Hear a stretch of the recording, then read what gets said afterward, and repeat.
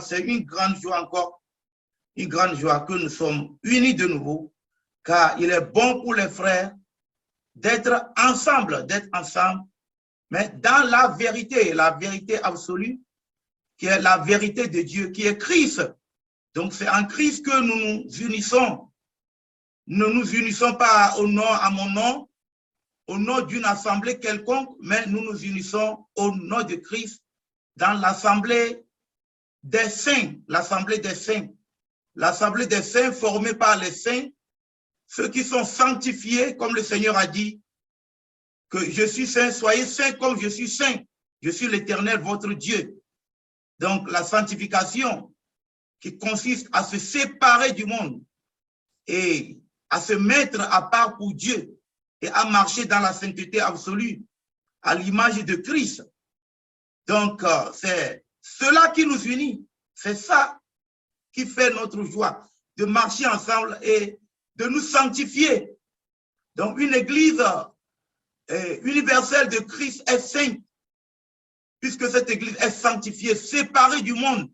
Même si l'église est dans le monde, l'église est sanctifiée et séparée. Elle est sainte. Elle est sainte car elle appartient à Dieu. Et une église sainte doit être une église de vérité, où les membres de cette église sont des saints, de vrais saints, c'est-à-dire des saints séparés du mensonge, séparés d'esprits d'atrocité, de méchanceté, de toutes sortes d'esprits qui n'ont pas Christ. Donc pour cela, aujourd'hui, nous voulons nous consacrer sur notre verset de base, c'est Exode chapitre 20, le verset 16. Nous voulons parler aujourd'hui du faux témoignage. De plus en plus, nous voyons qu'il y a beaucoup de faux témoignages dans le corps de Christ. Et que beaucoup de chrétiens, sans la crainte de Dieu, portent de faux témoignages contre l'Église, contre des pasteurs, contre des anciens, contre des frères, mais contre même les gens du monde. Et nous voulons parler aujourd'hui du faux témoignage. C'est notre thème. Pour cela, nous prenons comme verset de base Exode chapitre 20, le verset 16. Je le lis dans le puissant nom de Jésus-Christ, notre Seigneur et Sauveur. Exode 20, le verset 16. Tu ne porteras point de faux témoignages contre ton prochain. Tu ne porteras pas de faux témoignages contre ton prochain. Donc, le faux témoignage, c'est un témoignage mensonger. Un faux témoignage, c'est un témoignage mensonger. Un témoignage qui, au fait, n'est basé rien que sur le mensonge, n'est basé rien que sur la tromperie, les farces. Donc, le faux témoignage, un témoignage mensonger, ne contribue pas à l'exercice de la justice. Si nous servons un Dieu de justice, un Dieu de paix, un Dieu véridique, il faudrait que si nous donnions un témoignage, que ce témoignage soit un témoignage vrai. Un témoignage vrai et non un faux témoignage. Et cela a été donné dans les 10 commandements. Les 10 commandements. Ce commandement fait partie des 10 commandements. Exode chapitre 20, le verset 16. Tu ne porteras point de faux témoignages contre ton prochain. Tu ne le feras pas. Tu ne porteras pas de faux témoignages contre ton prochain. Le faux témoignage conduit beaucoup à la mort. Porter de faux témoignages contre son prochain peut amener un tribunal ou bien la justice à condamner à perpétuité ou bien pour une lourde peine ou bien même à une peine de mort un innocent qui n'a rien fait parce que on a porté un faux témoignage sur lui. Et à l'heure même où nous en parlions, bien-aimés dans le Seigneur, croyez-moi qu'il y a encore plusieurs qui sont injustement détenus en détention à cause des faux témoignages portés à leur égard. Et en Amérique, nous voyons même qu'il y a beaucoup qui ont été condamnés à des peines de mort et ces peines ont été mises en exercice, effectuées, et beaucoup ont perdu leur vie parce que un faux témoin s'est présenté, a dit oui, je l'ai vu sur le lieu du crime. Malgré qu'il n'y a aucune évidence, aucune preuve qui parle contre ce dernier, même pas un test de l'ADN, comme on le dit, ne peut confirmer que celui qui est condamné a vraiment commis ce crime. Le fait juste parce que quelqu'un a dit, je l'ai vu sur le lieu du crime, il était là, un faux témoin, quelqu'un a porté un faux témoignage, cela a causé, a détruit la vie de son prochain, la vie de l'autre qui n'a rien fait. Je me rappelle même un cas, seul Dieu le sait, s'il a vraiment commis cela ou pas. Il n'y avait pas d'évidence qui parlait contre lui. Je ne me rappelle plus de son nom, à ce que je sais, il avait même écrit un roman en prison en Amérique. On a demandé à ce qu'on lui accorde la grâce, mais la grâce fut refusée et il fut exécuté parce qu'il était condamné à une peine de mort. Et jusqu'à ce jour d'exécution, il a toujours plaidé son innocence dans cette affaire. Seul Dieu le sait. Parce qu'un témoin prétend l'avoir vu sur le lieu du crime. Et seul Dieu sait si vraiment il était celui qui a commis ce crime. Donc, quand nous parlons de faux témoignages, bien-aimés dans le Seigneur, nous parlons d'un sujet qui est entre la vie et la mort. Quand quelqu'un raconte faussement sur toi, donc c'est quelqu'un qui en veut à ta vie. Peut-être que tu l'as offensé sans t'en rendre compte. Peut-être pas envie. Peut-être qu'il veut être comme toi, il n'arrive pas à l'être. Et il profite d'une occasion qui se donne et porte un faux témoignage contre toi. Comme je vous le dis, beaucoup sont en prison, sont gardés en prison, croupissent en prison aujourd'hui parce que des gens ont porté de faux témoignages contre eux à leur sujet. Or qu'ils n'en ont pour rien. Donc, le faux témoignage, c'est, à dire bref, un poison. Le faux témoin, c'est un poison lent, un venin. Le faux témoin est comme une peste, comme une gangrène qui vient ronger dans ton corps pour te détruire. Et Dieu, sachant que par de faux témoignages, la vie qui est sacrée pouvait être ôtée à des innocents. C'est pourquoi dans Exode chapitre 20, le verset 13, le Seigneur l'a dit, tu ne porteras point de faux témoignages contre ton prochain. Tu ne porteras pas de faux témoignages. Tu ne porteras pas de faux témoignages. Lisons encore le Exode chapitre 23. Exode chapitre 23, nous allons lire à partir du verset 1. Exode chapitre 23. Dans Exode chapitre 23, le Seigneur parle ici des lois morales. Mais nous allons lire à partir du verset 1er, au verset 2. Je lis la parole du Seigneur dans le puissant nom de Jésus-Christ. Tu ne répandras point de faux bruits.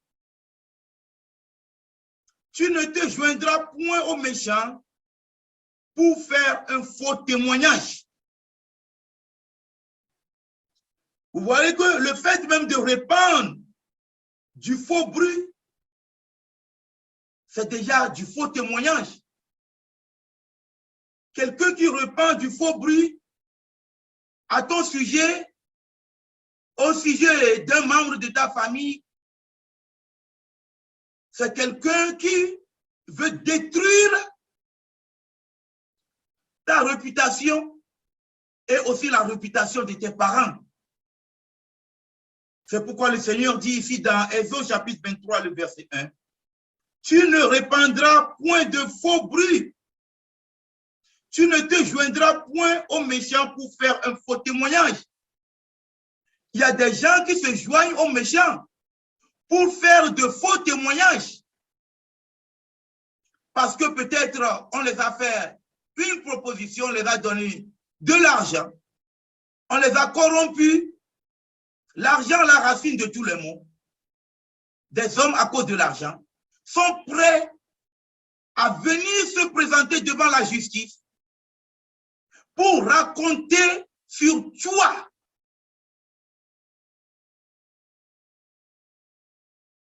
des histoires inventées parce qu'on les a payés. Certains se présenteront même que tu ne connais pas et ils te diront qu'ils te connaissent très bien et que tu prétends pas exprès ne pas les connaître parce que tu veux te défendre et tu ne les connais nulle part parce qu'on les a donné de l'argent.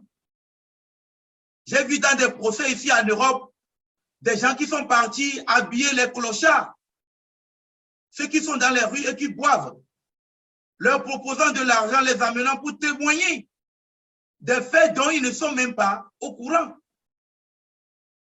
Et par la grâce de Dieu, la justice finit par se rendre compte que c'est un faux témoin et c'est un faux témoignage qu'ils donnent. Et dans certains cas où la justice ne se rend pas compte, tu es alors cuit, perdu pour toujours à cause du faux témoignage porté par ton prochain à ton sujet. Donc, celui qui porte un faux témoignage contre toi, c'est quelqu'un qui veut ta mort.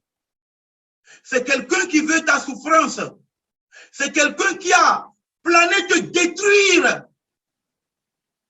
Quelqu'un qui veut ruiner ta réputation pour avoir porté de faux témoignages contre des hommes et donc ces hommes occupant de grands postes et ayant une place importante dans cette société, se voyant leur réputation être mise en cause, se sont suicidés parce que c'était trop pour eux à supporter.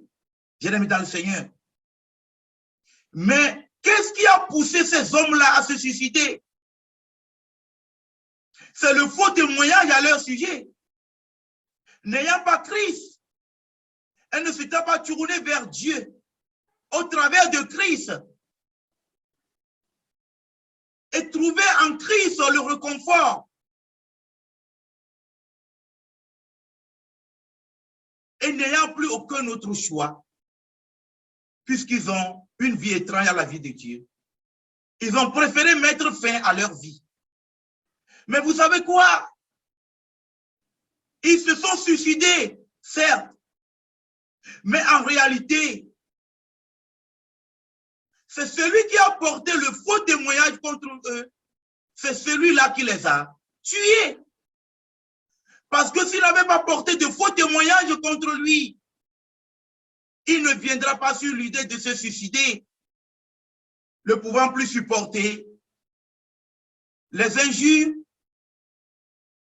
ne pouvant plus supporter l'humiliation, ne pouvant plus supporter la honte involontaire et injuste, ils ont préféré,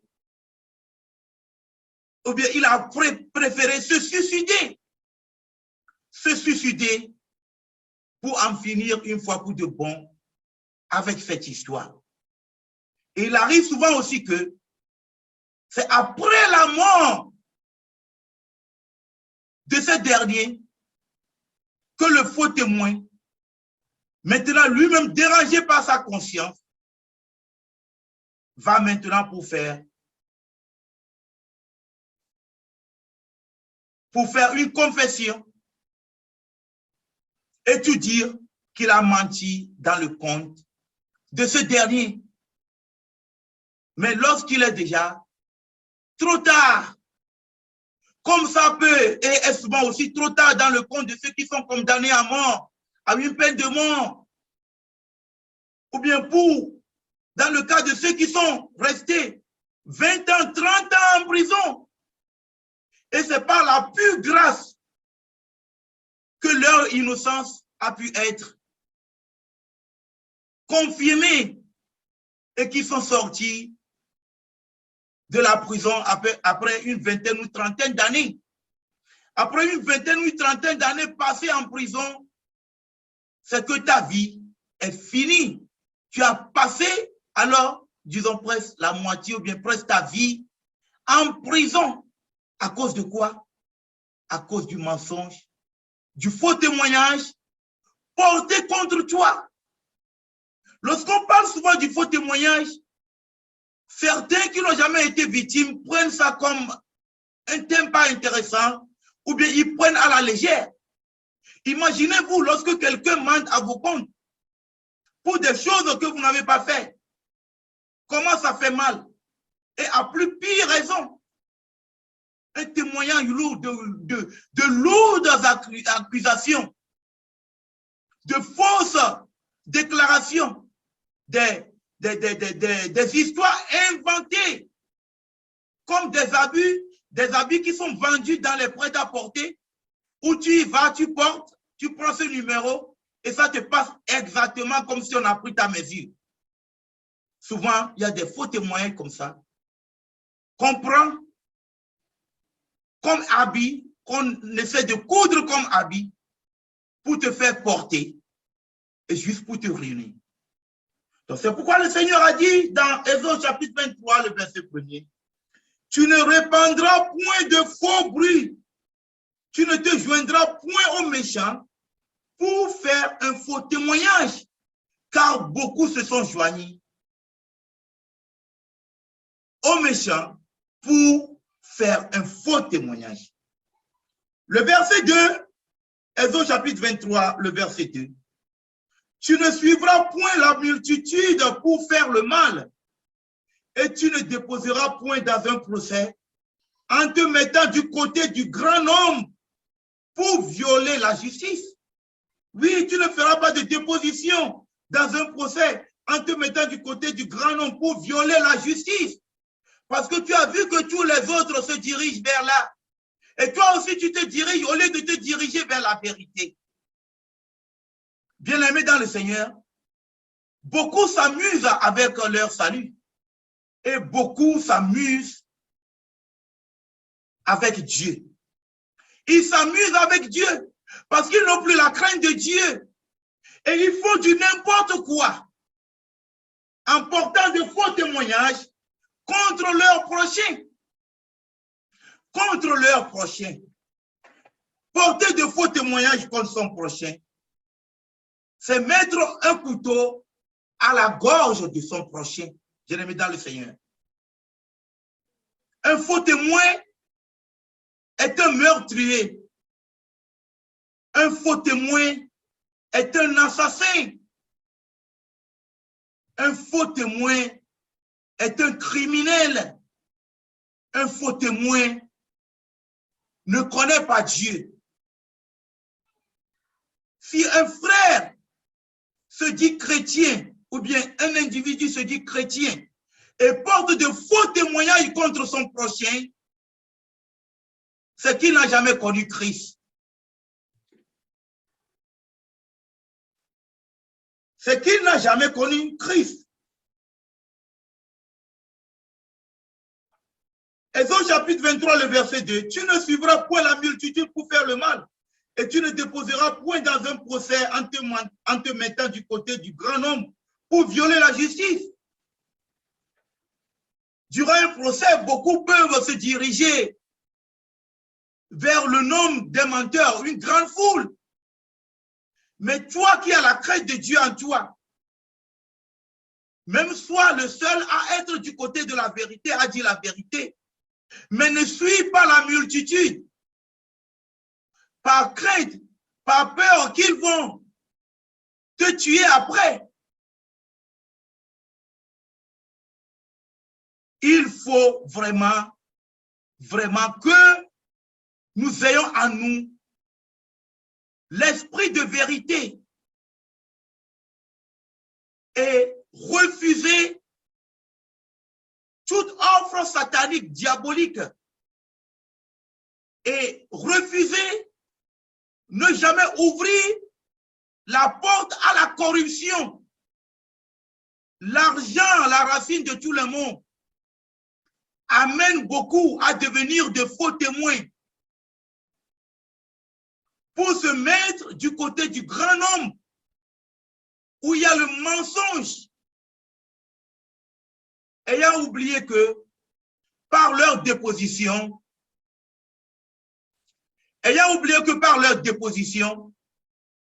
par leur faux témoignage, ils ont tué un innocent, qu'ils ont assassiné un innocent, qu'ils l'ont égorgé et qu'ils l'ont abattu comme on abat un animal à la boucherie, sans s'en rendre compte. C'est ça l'esprit qui anime le faux témoin. Le faux témoin est un assassin, un meurtrier, un criminel. Un homme rempli de haine, rempli d'esprit d'atrocité, n'ayant pas la crainte de Dieu en lui. N'étant pas né de nouveau et n'ayant pas en lui l'esprit de Christ. S'il avait l'esprit de Christ en lui, il ne portera pas de faux témoignages contre son prochain. Un faux témoin est un meurtrier, est un assassin. Bien-aimés dans le Seigneur, soyez richement et abondamment bénis dans le puissant nom de Jésus-Christ, notre Seigneur et Sauveur. Amen.